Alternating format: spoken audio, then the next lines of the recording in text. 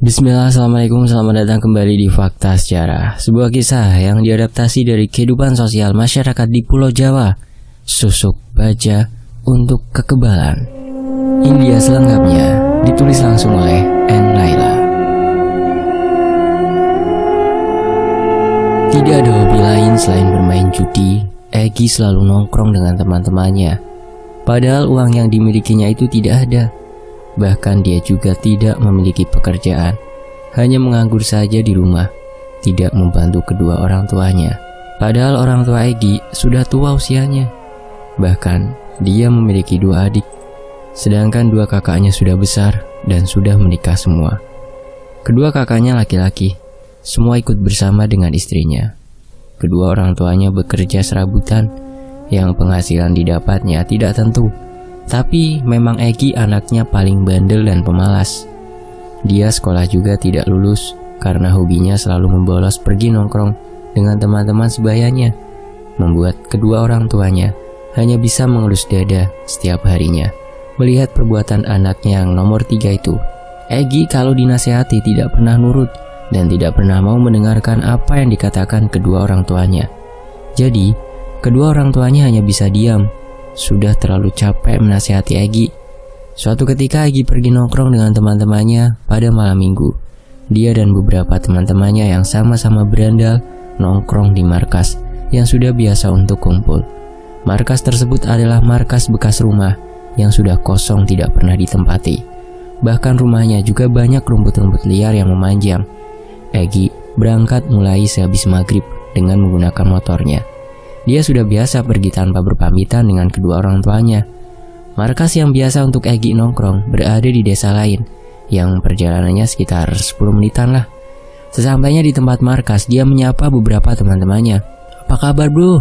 ucap Egy yang baru datang. Sini kumpul, minum-minum kita," ucap Faris. "Gimana yang lain kok belum pada kumpul nih?" kata Yudi. "Hah, palingan bentar lagi juga datang, kita tungguin aja," kata Egy. Gimana? Kamu mau patungan beli minum gak? Sekalian main judi kita," timpal Faris. "Kan tahu sendiri aku gak punya uang. Ya aku ikut-ikutan aja lah." "Ya jangan gitu Ki." "Wah, kamu juga harus ikut berpartisipasi dong," jawab Yudi. "Lah terus mau gimana? Aku kan gak punya pekerjaan. Masa ia mau nyuri?" ungkap Egy. "Nah, itu tahu nyuri. Kamu nyuri aja. Atau enggak merampok atau apalah supaya kita kaya nih," kata Faris. "Ah, enggak, nanti aku ketahuan warga bisa mati, aku digebukin warga." "Ah, cemen kamu Gi." Beberapa saat kemudian teman-teman yang lain pun datang. Mereka datang berlima, secara bersamaan. "Kok datangnya bersamaan? Udah janjian kalian ya?" tanya si Egy. "Enggak Gi, emang pas kebetulan bareng aja," kata Rian. "Ya udah sini cepat, mana minumnya?" sahut Yudi. Minuman keras itu sudah dibelikan oleh Bayu dari uang hasil iuran bersama. Namun hanya Egy saja yang tidak ikutan iuran. Tapi meskipun begitu, Egy boleh ikut minum bersama.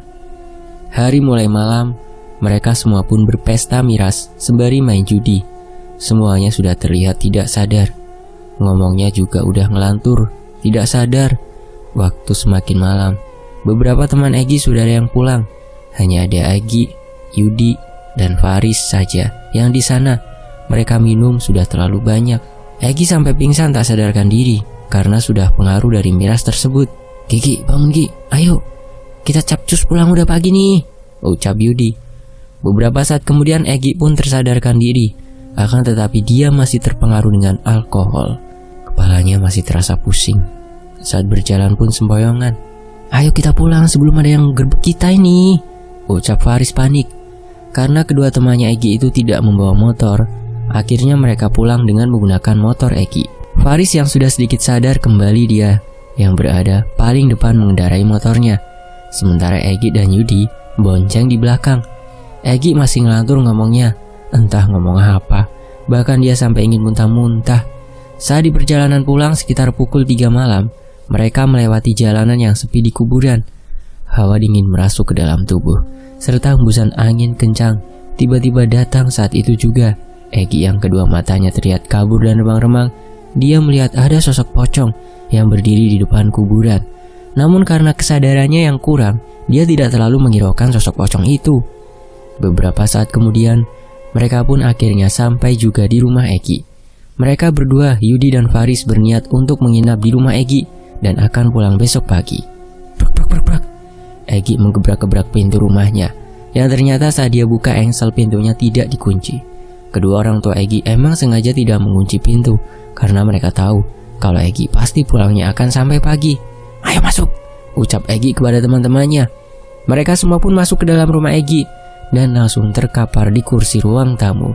Semuanya langsung teler tertidur lelap karena merasa sudah lelah. Keesokan harinya, Egi dan teman-temannya belum bangun. Bu Mawar, ibunya Egi, yang melihat mereka, terkejut ketika beliau baru keluar kamar. "Astagfirullah," ucap Bu Mawar sembari mengelus dada, yang kemudian disusul oleh suaminya yaitu Pak Karno. Dia juga ikut terkejut melihat anaknya serta teman-temannya itu. "Sudah Bu, biarkan saja. Percuma kalau dibangunkan nanti malah marah," ucap Pak Karno. "Iya Pak," jawab Bu Mawar. Bu Mawar pun beranjak untuk pergi ke dapur mempersiapkan sarapan untuk adik-adik Egi yang akan berangkat ke sekolah. Sedangkan Pak Karno memanaskan motornya karena akan dipakai untuk pergi ngojek. Suara motor itu terdengar jelas di telinga Egi yang sedang tertidur sehingga dia pun terbangun. Egi langsung keluar menghampiri bapak yang ada di depan halaman rumahnya sedang memanasi mesin motor. "Wah, berisik nih, aku sedang tidur ah," ucap Egi. Namun Pak Karno hanya bisa menggeleng-gelengkan kepalanya. "Matiin Pak, aku mau tidur lagi, ngantuk," timbal Egi. Kemudian Egi pun masuk kembali untuk melanjutkan tidurnya. Mesin motor Pak Karno itu juga dimatikan. Kedua adik Egi sudah bangun. Mereka bersiap-siap untuk mandi dan sarapan. Adiknya kembar dan mereka duduk di kelas 2 SMA, semuanya laki-laki.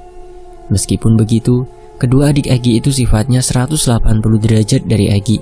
Kedua adiknya sangat penurut dan pendiam, tidak nakal. Sedangkan Egi emang bandel, nakal. Mungkin itu juga karena pergaulannya yang salah sejak dulu. Makanya dia jadi anak yang tidak nurut dan pemalas, serta nakal.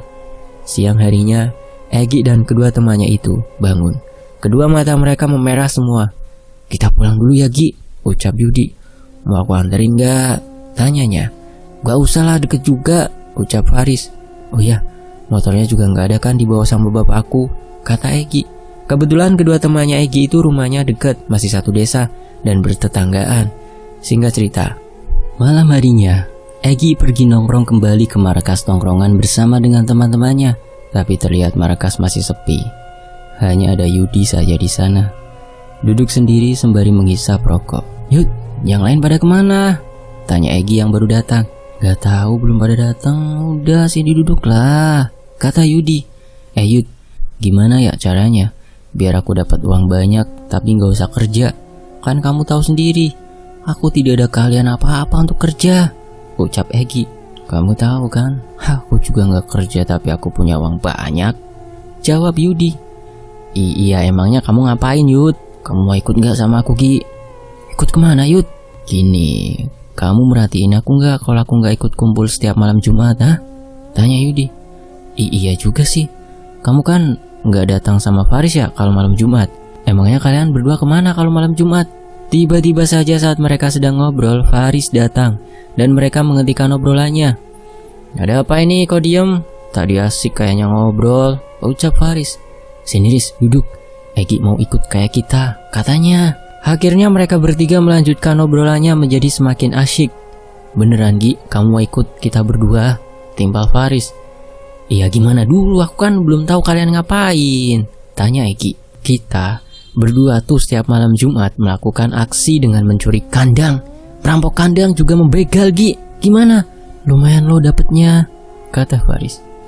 "Tapi nanti kalau ketahuan gimana? Bapak pelur bonyok," tanya Egi. "Udah tenang aja Gi, nanti kamu juga terbiasa," kata Yudi. "Nanti malam Jumat kamu ikut sama kita ya, gak usah datang nongkrong ke markas," timbal Faris. "Oke kalau gitu," jawab Egi. Mereka pun akhirnya sudah sepakat untuk nanti malam Jumat melakukan aksinya. Beberapa saat kemudian, teman-temannya yang lain pun datang untuk melakukan pesta miras lagi. Semua yang ada di sana merupakan anak-anak yang nakal dan berandalan. Egi yang tanpa modal juga ikut dengan mereka bermain judi. Saat mereka sedang asyik melakukan pesta miras dan bermain judi, tiba-tiba saja terdengar suara sirine mobil polisi yang datang menuju ke markas mereka. Dengan segera beberapa teman Egi sudah kabur. Namun Egi saat itu sedang sangat tidak sadar hingga akhirnya Egi disadarkan oleh Yudi dan Faris. "Gi, ayo kabur cepat, itu polisi semakin dekat," ucap Yudi. Sontak Egi pun terbangun, namun jalannya sangat sempoyongan. Hingga akhirnya mereka bertiga segera beranjak pergi dengan menggunakan motor berboncengan bertiga. Yudi yang berada di depan mengendarai motornya, melajukan motor dengan kecepatan tinggi untuk menghindar kejaran dari polisi. Namun tiba-tiba saja motor yang dibawa mereka itu mogok di tengah jalan. Saat itu juga mereka turun langsung masuk ke dalam kuburan. Kebetulan motornya mogok di depan kuburan. Mereka berjalan dengan sempoyongan dan masuk ke dalam kuburan. Tanpa sadar, Egi duduk di bawah pohon besar yang ada di dalam kuburan. Dan tiba-tiba saja Egi serta kedua temannya itu mendengar ada suara wanita yang menangis. Saat mereka lihat ke atas pohon, ternyata ada sosok kuntilanak. Sosok itu menatap mereka bertiga dengan tajam. Kedua matanya yang berwarna putih dan wajahnya yang hancur. Seketika mereka langsung gemetaran tubuhnya. Bulu kuduknya berdiri semua. "Duh, sial bener kita malam ini," ucap Faris. "Iya nih, udah dikejar polisi, dikejar hantu pula," timpal Yudi. "Udah, ayo pergi ah." Setelah dirasa sudah aman, mereka pun segera bangkit untuk beranjak pulang. Dan motor yang ada di depan kuburan itu dituntun oleh mereka yang jalan sempoyongan. Singkat cerita, tibalah di malam Jumat, Egi, Yudi, dan Faris pun akan melakukan aksinya dengan cara membegal. Saat itu mereka berkumpul di markas terlebih dahulu sebelum teman yang lain datang. Kemudian mereka pergi ke tempat jalanan yang kanan kirinya kebun yang sepi untuk mencari mangsanya. Mereka berpencar serta membawa senjata tajam sebagai ancaman kepada korban Yanti. Saat itu Yudi dan Faris serta Egi sudah mengumpat di balik semak-semak kebun itu. Sorot lampu motor terlihat dari jauh dan hanya ada satu pengendara yang lewat. "Lihat Gi, itu ada mangsa satu. Mumpung sepi, kita langsung menghadang di depan jalan. Kalau korbannya nanti memberontak dengan segera senjata tajam kita perlihatkan kepada korban sebagai ancaman," jelas Yudi. Ketika pengendara motor itu semakin dekat, Egi pun langsung menghadang di tengah jalan.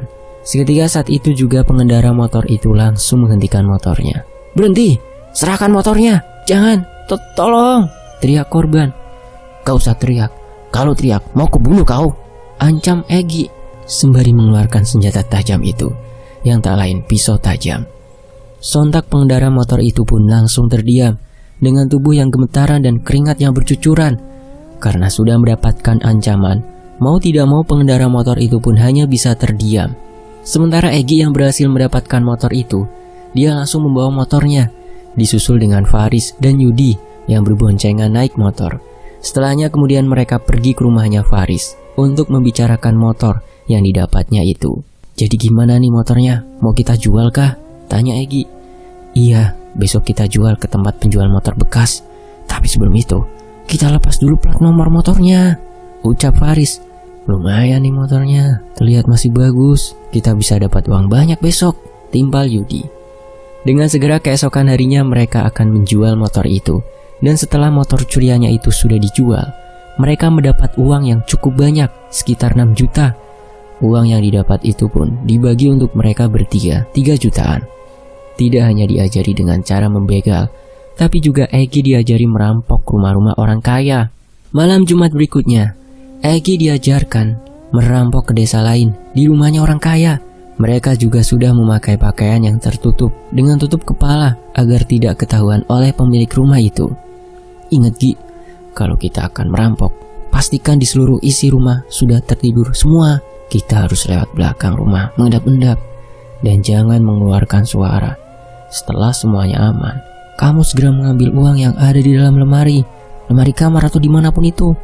Tapi saat kamu mendengar ada pemilik rumah terbangun, segera kamu lari keluar," jelas Faris. Oke, aku paham," ucap Egi. "Ya sudah, ayo kita beraksi." Kemudian mereka bertiga pun masuk lewat belakang rumahnya orang kaya raya itu. Mereka berjalan mengendap-endap bertiga dan sesampainya di dalam rumah, mereka segera untuk berpencar dari satu kamar ke kamar lain. Namun saat Egy melakukan aksinya menuju ke salah satu kamar, ketika dia membuka lemari kamar, krek, lemari itu berbunyi cukup keras, sehingga pemilik rumah yang terlihat sedang tidur itu terdengar dan menggeliat terbangun. Sontak, pemilik rumah itu terkejut ketika membuka kedua matanya, melihat ada perampok di dalam kamarnya. Egy yang terkejut takut ketahuan warga sekitar. Dia langsung kabur lari. Bersamaan dengan itu, pemilik rumah itu teriak-teriak minta tolong. Tolong, tolong, teriaknya. Sontak, Faris dan Yudi yang juga sedang melakukan aksinya langsung bergegas pergi lebih dulu, karena keduanya berada di kamar lantai bawah, sedangkan Egy berada di lantai atas. Jadi Faris dan Yudi bisa lebih dulu untuk kabur sebelum ketahuan. Sementara Egy yang sedang berlari, dia tertangkap basah oleh pemilik rumah itu yang laki-laki. Mau kemana kamu? Ucapnya. Egy sudah berusaha memberontak untuk kabur, namun dia tidak bisa. Hingga setelah beberapa saat dia memberontak, akhirnya dia bisa terlepas dengan segera dia berlari terbirit-birit. Akan tetapi sialnya, dia tertangkap oleh beberapa warga yang sudah ada di depan rumah itu. Warga sekitar itu terbangun setelah mendengar teriakan dari pemilik rumah yang perempuan. Akhirnya Egy pun tertangkap basah. Dia dikepukin sama warga, tapi untungnya dia bisa kabur, lari sampai rumah dengan selamat. Sesampainya di rumah, ternyata Yudi dan Faris sudah menunggu di rumah. Ah, payah kamu Gi, masa baru pertama kali udah kena gebukan warga? Ucap Yudi. Saat itu Egy meringis kesakitan pada wajahnya karena dia mendapatkan pukulan warga yang membuat wajah dan tangannya luka lebam. Dan tidak hanya itu, dia juga mengeluarkan darah segar dari mulutnya setelah dipukul warga. Wah, udahlah diam, aku sedang sakit nih, ucap Egy. Tapi untungnya nih ya, kita nggak bawa tangan kosong. Aku udah dapat kotak emas yang jumlahnya banyak, timbal Faris. Mana coba lihat. Faris pun dengan segera mengambil kotak emas yang sudah disimpannya di dalam tas. Ini mantep kan, gak sia-sia, ucap Faris. Tapi itu nanti dibagi 3 kan. Aku kan juga sudah ikut melakukan aksinya sampai babak belur gini, kata Egy. Iya ya, tenang aja, ini nanti tetap dibagi 3 kok, ucap Faris. Ya udah sana, kamu kasih air hangat dulu itu, mukanya yang lebam tuh, kata Yudi. Malam itu Faris dan Yudi pun segera untuk pulang ke rumah, sedangkan Egy dia masuk ke dalam rumah. Keesokan harinya Egy ditanyai oleh Bu Mawar setelah melihat wajahnya yang babak belur. Kamu kenapa Gi? Semalam kamu berantem ya? Tanya Ibu Mawar. Oh nggak apa-apa Bu, biasa Bu. Udah diobatin belum? Tanya ibunya khawatir. Semalam udah aku kasih air hangat, tapi masih tetep Bu. Udah nanti malam kamu tidak usah lagi pergi kumpul dengan teman-temanmu ya. Biar pulih dulu lu kamu. Iya Bu, jawabnya singkat. Setelah mendapat luka babak belur itu, Egy tidak ikut kumpul dengan teman-temannya. Tapi tiba-tiba saja Faris dan Yudi datang ke rumah. Gimana? Udah sembuh belum Gi? Tanya Yudi. Belum nih, tubuhnya masih sakit semua. Oh ya, ini uang hasil merampok kemarin. Udah aku jual emas-emasnya. Ini uangnya, kita bagi 3, kata Faris. Dan saat itu juga Egy menerima uang pemberian dari Faris hasil merampok kemarin. Ya sudah, kamu cepat sembuh dulu, nanti kita lanjut lagi aksinya ya. Kita pulang dulu, ucapnya. Makasih ya Yud. Setelahnya kedua temannya itu pergi dari rumah Egy. Egy yang tengah duduk di ruang tamu sembari menatap layar ponselnya. Dia melihat di internet ada informasi tentang susuk kebal baja yang kegunaannya untuk kekebalan dan tidak akan merasakan sakit kalau terkena pukulan atau bahkan terkena senjata. Wah, bagus, ini bisa buat melancarkan aksiku. Nanti bisa dapat mangsa banyak aku, jadi kaya raya, gumam Egy dalam hati. Egy pun tertarik dengan informasi susuk yang ada di internet tersebut. Di dalam internet itu ada alamat ahli supranatural yang akan memasang susuk baja itu. Nanti kalau udah sembuh, aku akan datang ke sana, batinya.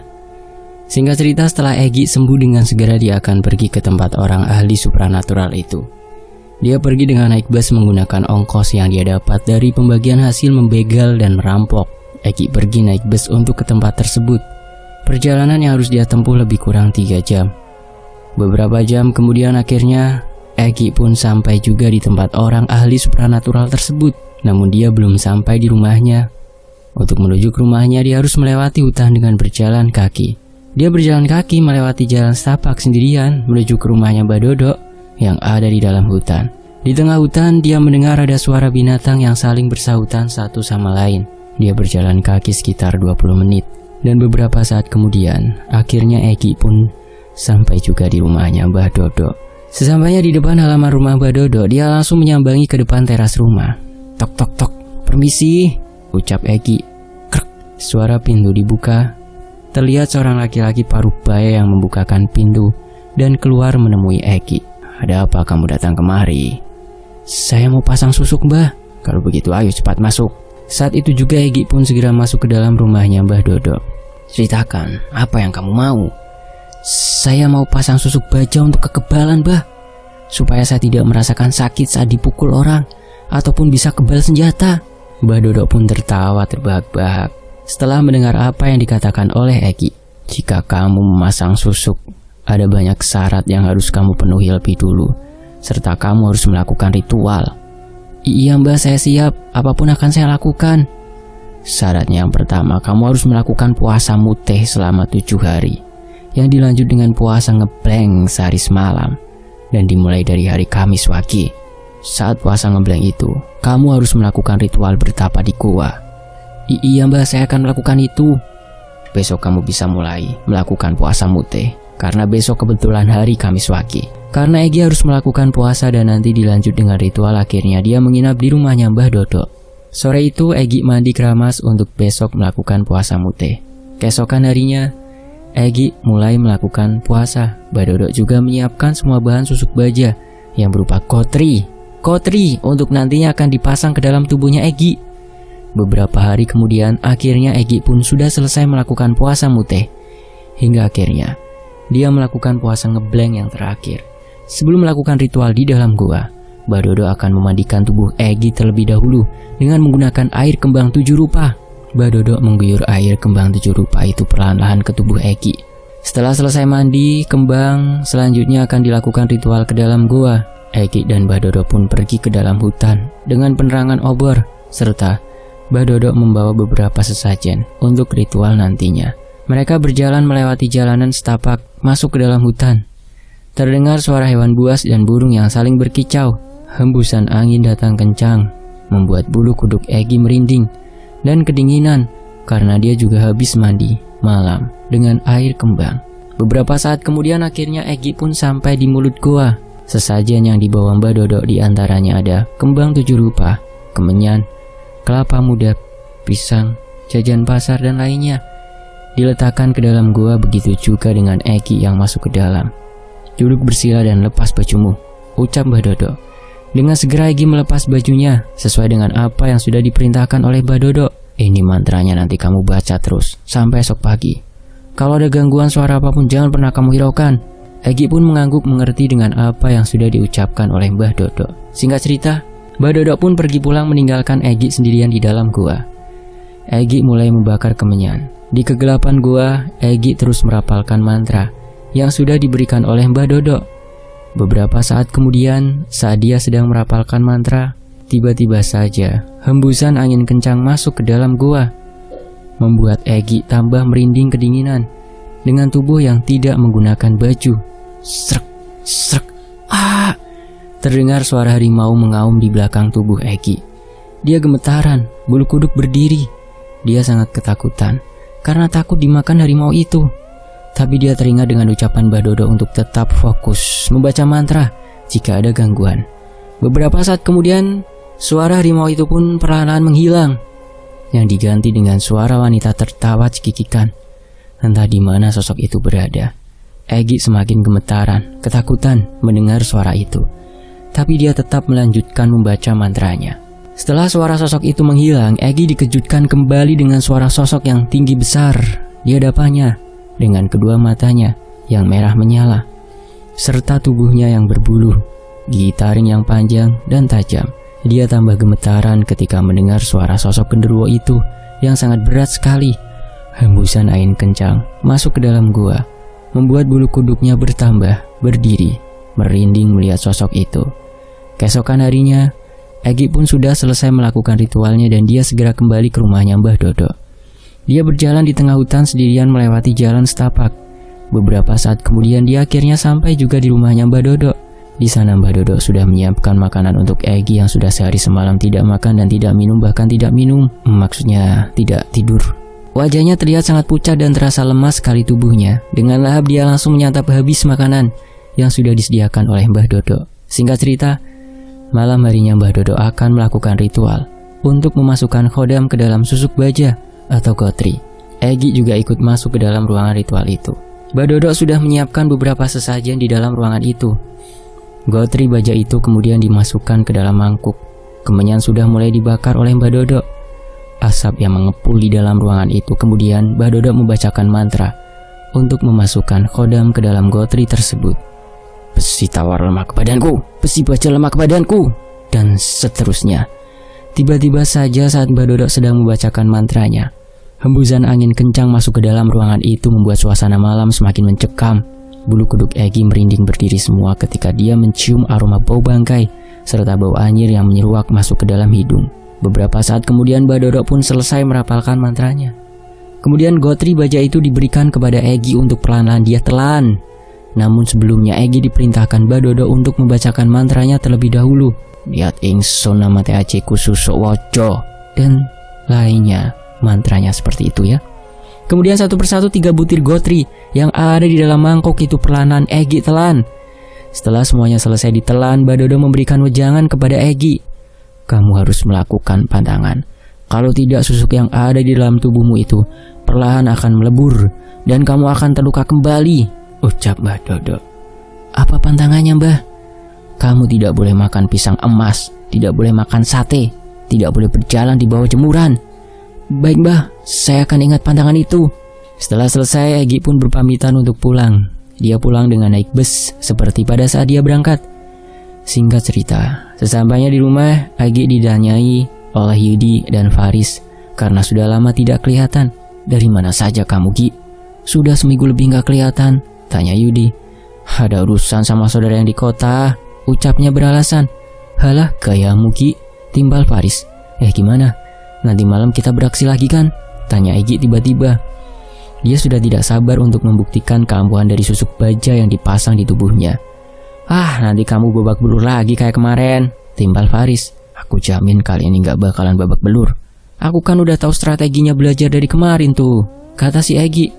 Oke, kalau gitu nanti malam kita merampok lagi. Aku udah ada rumah target nih, ucap Yudi. Di mana Yud? Tanya Faris.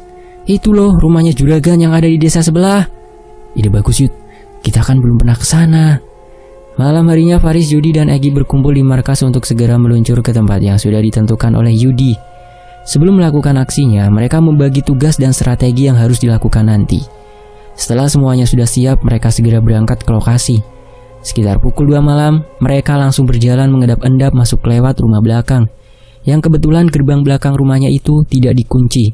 Jadi mereka bisa leluasa masuk. Sesampainya di dalam rumah, mereka berpencar satu sama lain ke kamar yang berbeda-beda.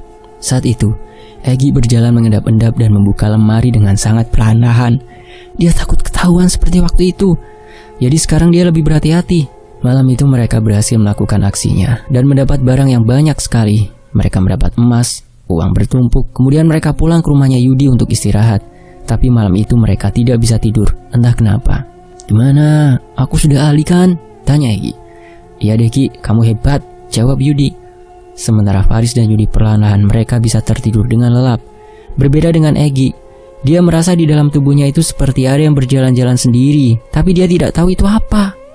Di dalam rumah Yudi, dia juga melihat ada bayangan hitam yang perlahan-lahan berubah menjadi sosok menyeramkan. Dengan wajahnya yang hancur, kosong. Kedua matanya melotot tajam ke arah Egi. Sosok pocong itu baunya sangat busuk, membuat Egi gemetaran. Dia pun akhirnya pingsan hingga pagi. Di sisi lain, karena Egi merasa lebih hebat, akhirnya dia melakukan aksinya sendiri, merampok rumah-rumah orang kaya tanpa Faris dan Yudi. Karena dia ingin mendapatkan hasil yang lebih banyak dari teman-temannya. Hingga suatu malam, Egi melakukan aksinya merampok rumahnya orang kaya yang ada di desa lain. Seperti biasa, Dia menggunakan penutup wajah agar tidak ketahuan. Dengan perlahan-lahan, dia masuk ke dalam rumah itu untuk masuk ke dalam kamar. Namun sialnya, ternyata pemilik rumah itu belum tidur. Dia sedang menonton TV. "Maling, maling, tolong maling!" teriak pemilik rumah itu. Dengan segera Egy yang sudah ketahuan, dia berlari terbirit-birit.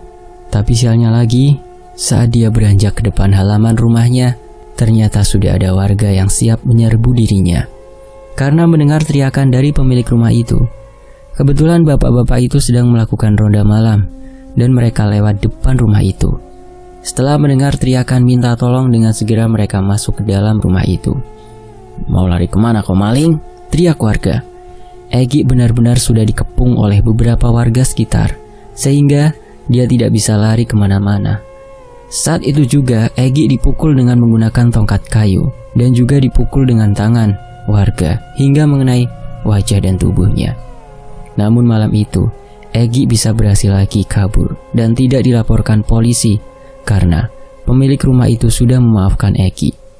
"Sudah bapak-bapak, hentikan, tidak usah diteruskan. Dia belum membawa barang-barang milik saya kok," ucapnya. Dan saat itu Egy pun berhasil kabur. Wajah dan tubuhnya yang sudah dipukul dan ditonjok oleh warga itu tidak babak belur ataupun terluka. Benar-benar ampuh itu susuknya. "Kalau gini kan aku nggak merasakan sakit apa-apa, meskipun dikepuk sekampung juga," ucap Egy pada diri sendiri. Singkat cerita, Egy ikut kumpul kembali dengan teman-temannya di markas seperti biasa di tongkrongan rumah kosong. Tapi seperti biasa di markas itu hanya ada Yudi dan Faris saja. "Gimana Ki? Tadi malam dapat nggak?" tanya Yudi. "Ah sial, aku tadi malam dikebukin warga lagi. Udah nggak dapet apa-apa lagi. Tapi untungnya aku nggak dilaporin ke polisi," ucap Egy kesal. "Hah? Tapi kok tubuh dan wajahmu nggak babak belur kayak waktu itu?" tanya Faris. Egy pun hanya tersenyum saja, tidak menjawab pertanyaan dari Faris. Tapi dia malah mengalihkan pembicaraan. Pesta miras kan kita malam ini, yuk," tanya Egy mengalihkan pembicaraan. "Jadi dong, kita tunggu yang lain dulu." Beberapa saat kemudian teman-teman yang lain pun datang dan ikut gabung, serta sudah membawakan banyak sekali minuman keras. Sembari minum, mereka saling main kartu, judi. Egy minum pun tanpa aturan. Dia minum sangat banyak hingga bicaranya udah meracau tidak karuan. Malam itu terdengar kembali suara sirine polisi yang akan menggeprek markas tersebut. Saat itu juga Egy sudah sangat tidak sadarkan diri. Dia terkapar, sedangkan teman-teman yang lain sudah berhamburan pergi. Sementara Egy dibangunkan oleh Yudi. "Ki, bangun Ki, cepat ada polisi," ucap Yudi. Dengan segera Yudi dan Faris mengangkat tubuhnya Egy ke atas motor. Waktu itu Egy tidak membawa motor, jadi mereka membonceng menggunakan motor Faris. Egy duduk di bagian paling belakang, yang di tengah ada Faris. Polisi itu udah mendekat dan dari kejauhan polisi menembakkan senjata ke arah tubuh Egy. Saat itu juga Egy terkena tembakan dari polisi. Tapi anehnya, peluru itu tidak tertancap sama sekali ke dalam tubuhnya Egy. Polisi yang melihat itu pun semakin heran. Yudi semakin mempercepat laju motornya hingga akhirnya mereka berhasil dari kejaran polisi. Sesampainya di rumah, Egy langsung membaringkan tubuhnya di kasur karena merasa lelah. Menjelang subuh, dia merasakan ingin buang air kecil. Dia pun segera pergi ke kamar mandi. Namun saat dia yang berjalan sempoyongan menuju ke kamar mandi, dia mendengar ada suara di belakang tubuhnya. Suara itu seperti langkah kaki yang mengikuti dirinya. Dan saat itu juga, Egy mencoba melihat ke belakang. Tapi saat dia melihat ke belakang ternyata tidak ada siapa-siapa. Tak menghiraukan itu, dia masuk ke dalam kamar mandi. Kemudian saat dia berada di dalam kamar mandi, sayup-sayup terdengar suara wanita yang bersenandung, membuat bulu kuduk Egy berdiri, merinding, tubuhnya pun ikut gemetaran. Dengan segera dia keluar dari kamar mandi dan dia segera kembali ke kamar. Saat dia membaringkan tubuhnya kembali sembari memejamkan kedua matanya, berharap segera bisa tidur, tiba-tiba dia mendengar ada suara orang yang mendengkur dan dia merasa ada hembusan angin di depan wajahnya. Dengan perlahan-lahan dia membuka kedua matanya dan betapa terkejutnya dia ketika melihat sosok pocong yang berbaring di sampingnya menatap ke arahnya dengan kedua mata yang melotot serta wajahnya gosong. Sosok itu mengeluarkan bau yang sangat busuk sekali. Egy pun tidak bisa menggerakkan tubuhnya. Tubuhnya terasa sangat kaku sekali. Bahkan mulutnya terasa seperti terkunci. Susah sekali untuk teriak karena tidak kuat melihat sosok itu tepat di depan matanya. Dia pun akhirnya pingsan sampai pagi. Suatu ketika saat dia sedang duduk di depan teras rumahnya malam-malam sendirian, tiba-tiba hembusan angin kencang datang dan salah satu pohon yang bergerak di hadapannya, pohon besar itu bergerak sendiri padahal saat Egy tatap pohon yang lain terlihat anteng. Dengan teliti, dia melihat ke arah pohon itu perlahan-lahan. Dia melihat ada sosok tinggi besar berbulu dengan mata merah menyala menatap tajam ke arahnya Egy. Sontak Egy terperanjat dari pandangannya. Dengan segera dia lari terbirit-birit masuk ke dalam rumah. Singkat cerita, Egy melakukan aksinya kembali mencuri ke rumah warga di desa lain. Namun dia melakukan itu di saat siang bolong. Memang desa itu terlihat sangat sepi sekali. Semuanya terlihat tertutup rumahnya. Dengan segera Egy masuk ke dalam rumah yang sudah menjadi targetnya itu. Akan tetapi saat dia masuk ke dalam rumahnya itu, ternyata ada anjing penjaga. Anjing itu tahu kalau Egy akan melakukan aksi kejahatan ke rumah tuanya. Sontak Egy terkejut. Dia langsung lari terbirit-birit saat dikejar oleh anjing itu. Dan tidak sengaja dia melewati belakang rumah warga yang ada jemuran pakaian. Dia melewati tepat di bawah jemuran baju itu. Malam harinya tiba-tiba saja dia merasakan seperti ada yang jalan-jalan di tubuhnya, di kulitnya itu. Bahkan dia juga tiba-tiba sakit demam tinggi, disertai dengan tubuh yang menggigil. Bu Mawar pun segera membawa Egy ke rumah sakit. Namun setelah diperiksa, katanya Egy tidak menderita sakit apa-apa. Dokter hanya memberikan vitamin saja. Singkat cerita, Egy pun sudah mendingan. Namun tubuhnya itu terasa lemas tidak seperti biasanya. Hingga akhirnya dia melakukan aksinya kembali mencuri ke rumah-rumah orang kaya. Dia sudah ketagihan mencuri karena dia sangat malas untuk kerja. Uang hasil dari curian atau barang yang dicuri oleh Egy itu sekarang bisa untuk membeli motor sendiri. Bahkan dia sedikit demi sedikit untuk merenovasi kedua orang tuanya, rumahnya. Saat ditanyai oleh bapak ibunya, Egy selalu beralasan kalau dia bekerja sebagai dropshipper yang membuat dirinya mendapatkan uang banyak. Cara kerjanya lewat handphone. Maka dari itu, orang tuanya Egy pun percaya. Malam itu mulai melakukan aksinya pergi ke desa lain untuk melakukan pencurian. Dia berjalan mengendap-endap, namun ternyata rumah yang menjadi targetnya di depan rumah ada beberapa orang di sana. Hingga akhirnya, Egy mengurungkan niatnya untuk mencuri di rumah itu. Waktu itu Egy gagal dan dia beralih membegal. Dia datang ke tempat jalanan yang sepi. Dia menuju ke tempat persawahan.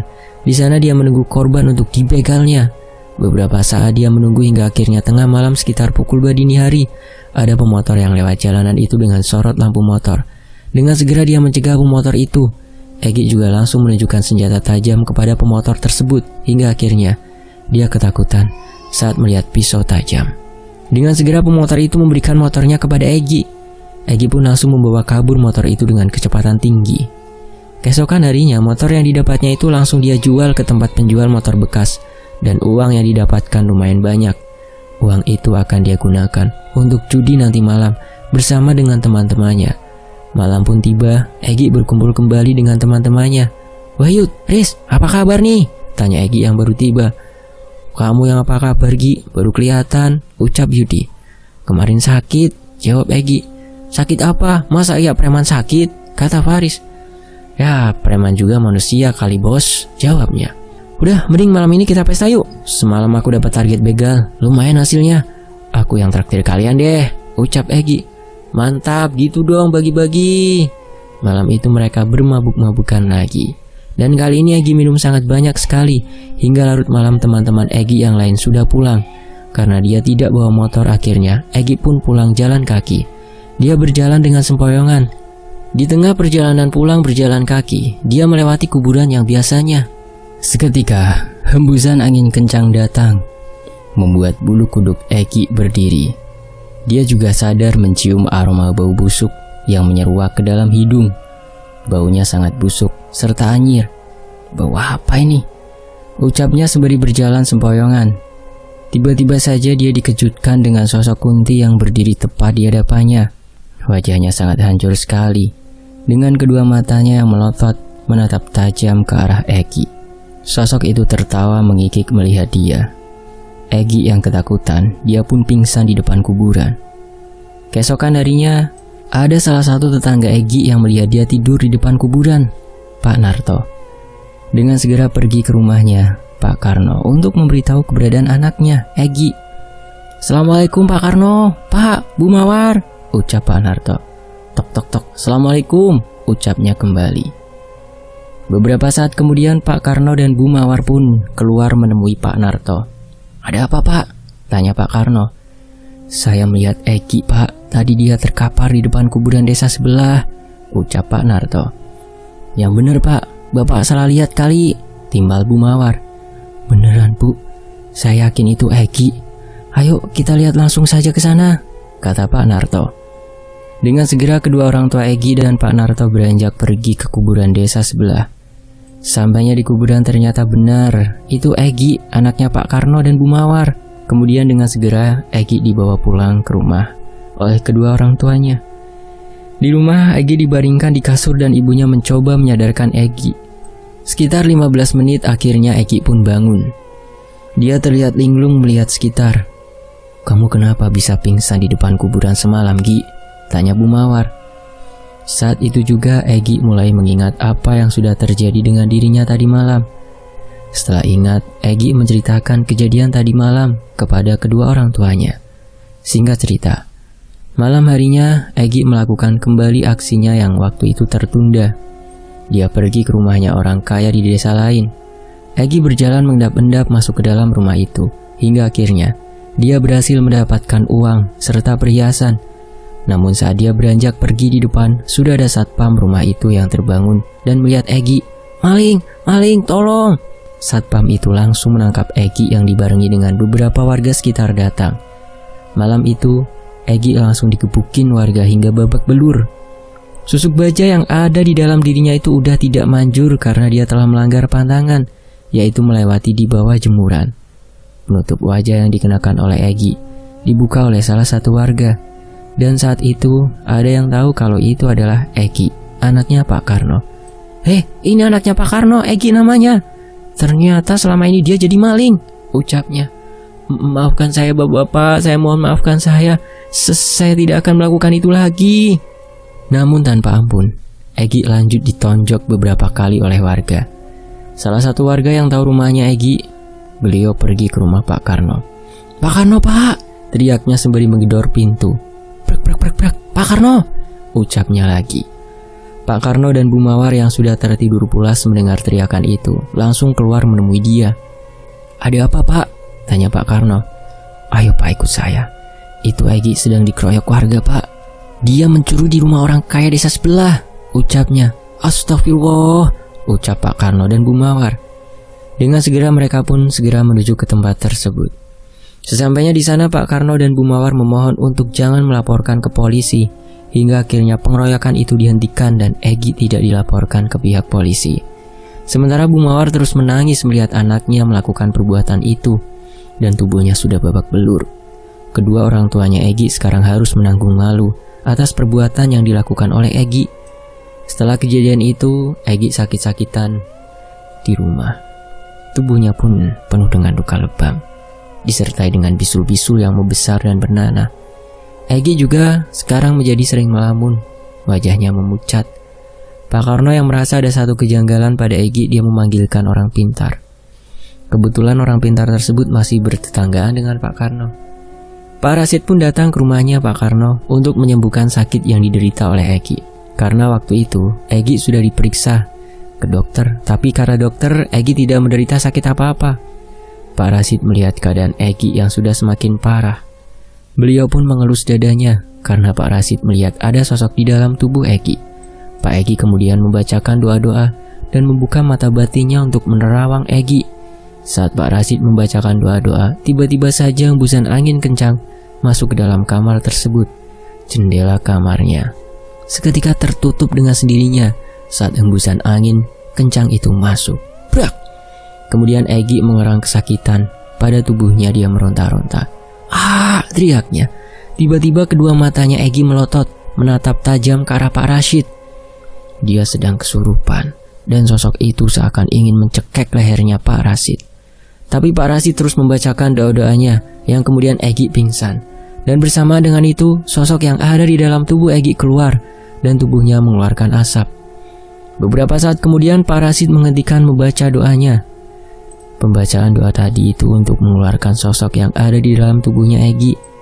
Saat Egy pingsan, parasit ingin berbicara sesuatu kepada Pak Karno dan Bu Mawar. "Pak, Bu, kita bisa bicara sebentar," ucap parasit. "Iya boleh Pak, ayo," jawab Pak Karno. Mereka pun kemudian beranjak ke ruang tamu untuk berbicara. "Jadi gini Pak, Bu, saya lihat Egy ini udah memasang susuk di dalam tubuhnya. Dan susuk itu harus segera dilepas. Kalau tidak nanti dia akan susah dalam ajalnya," ucap Pak Rasid. "Astagfirullah," ucap Pak Karno dan Bu Mawar. Sontak Bu Mawar yang mendengar ucapan dari Pak Rasid mengetahui anaknya telah memasang susuk. Beliau langsung menangis. Egy memasang susuk baja untuk kekebalan tubuhnya biar tahan bacok, tahan senjata, dan tahan dari pukulan, ucap Pak Rasid menjelaskan. "Ya sudah, kalau begitu lepaskan saja susuk yang ada di dalam tubuh anak saya Pak, tolong." "Tapi untuk melepaskan susuk jenis ini cukup susah Pak. Ada beberapa yang harus dipersiapkan." Apa saja itu Pak?" "Siapkan pisang emas dan juga siapkan daun kelor." "Baik, kalau begitu nanti akan kami siapkan Pak." "Besok akan kita lakukan proses pelepasan dari susuk baja yang sudah menempel pada tubuh Egy," ucap Pak Rasid. Setelah itu kemudian Pak Rasid pun segera pamit pulang ke rumah. Keesokan harinya Pak Rasid pun datang kembali ke ruang Pak Karno. Bu Mawar sudah menyiapkan pisang emas dan juga daun kelor. Malam itu Pak Rasid mulai membacakan doa kembali sembari menempelkan daun kelor yang sudah dihaluskan pada seluruh tubuhnya Egy. Saat itu Egy merasakan ada yang bergerak-gerak di dalam tubuhnya. Setelah selesai melumuri tumbukan daun kelor pada tubuh Egy, kemudian Pak Rasid menyuruh Egy agar memakan pisang emas yang sudah disiapkan. Perlahan-lahan Egy memakan pisang emas tersebut hingga habis. "Bu, tolong ambilkan segelas air putih," ucap Pak Rasid. Dengan segera Bu Mawar mengambilkan segelas air putih ke dapur. Beberapa saat kemudian Bu Mawar datang membawakan air putih yang kemudian didoakan oleh Pak Rasid. Setelah air putih itu didoakan oleh Pak Rasid, kemudian diminum oleh Egy perlahan-lahan. Tiba-tiba saja setelah meminum air putih yang sudah didoakan oleh Pak Rasid, Egy muntah-muntah. Dia muntah darah yang berwarna merah kehitaman. Seketika tubuhnya terasa lemas tak berdaya. Egy pun diperintahkan Pak Rasid untuk berbaring. Kemudian Pak Rasid mengatakan kepada Egy untuk nanti malam pukul 1 dia harus berendam di dalam air sungai. "Nanti kamu harus berendam di air sungai untuk melepaskan susuk yang ada di dalam diri kamu," ucap Pak Rasid. Egy pun turut saja, dia menganggukkan kepalanya. Setelah tubuhnya dirasa sudah tidak lemas lagi, Egy bangkit dipapa oleh Pak Karno dan Bu Mawar menuju ke sungai untuk berendam. Sesampainya di sungai, Egy melepaskan semua pakaiannya. Kemudian dia berendam sembari dibacakan oleh Pak Rasid. "Apungkan tubuhmu supaya mengalir mengikuti arus air," ucap Pak Rasid. Dengan segera tubuh Egy mengapung mengikuti aliran sungai hingga sampai ujung pintu air. Egy berenang mengapung mengikuti aliran air. Tiba-tiba saja hembusan angin kencang datang disertai dengan terdengar sayup-sayup suara wanita yang tertawa cekikikan. Membuat Egy merasakan tambah dingin tubuhnya. Bulu kuduknya pun berdiri semua. Sesekali dia merintih merasakan sakit pada bisul yang terendam dengan air. Namun dia tetap bertahan supaya terlepas dengan susuk yang dipasangnya. Singkat cerita, proses pelepasan susuk baja sudah selesai dilakukan. Egy pun sudah kembali seperti semula. Namun setelah terlepas dari susuk baja itu, bukannya bertobat, malah dia tetap bermabuk-mabukan dengan teman-temannya. Suatu malam dia pergi kembali ke tempat markas tongkrongan yang biasanya. Dan saat itu juga Egy bersama dengan teman-temannya minum banyak lagi sembari main judi. Tapi sekarang dia sudah tidak lagi melakukan pencurian ataupun pembegalan. Malam itu tiba-tiba ada pihak kepolisian yang datang dan saat itu Egy yang berusaha menghindar dari kejaran polisi. Egy terkena tembakan peluru pada bagian punggungnya oleh polisi. Dan saat itu juga Egy segera dilarikan ke rumah sakit. Namun sayangnya, nyawa Egy sudah tidak dapat tertolong lagi. Hingga akhirnya dia meninggal dunia. Dan berakhirlah si pengguna susuk baja, Egy. Karena susuk itu sudah dicampur tangan dengan ilmu hitam dan akan berakhir menderita, pasti itu. Demikianlah sebuah kisah yang diadaptasi dari kehidupan sosial di masyarakat di Pulau Jawa yang ditulis kembali oleh N. Laila. Fakta sejarah pamit. Wassalamualaikum warahmatullahi wabarakatuh. Alhamdulillah. Alhamdulillah, sampai jumpa di kisah lainnya ya.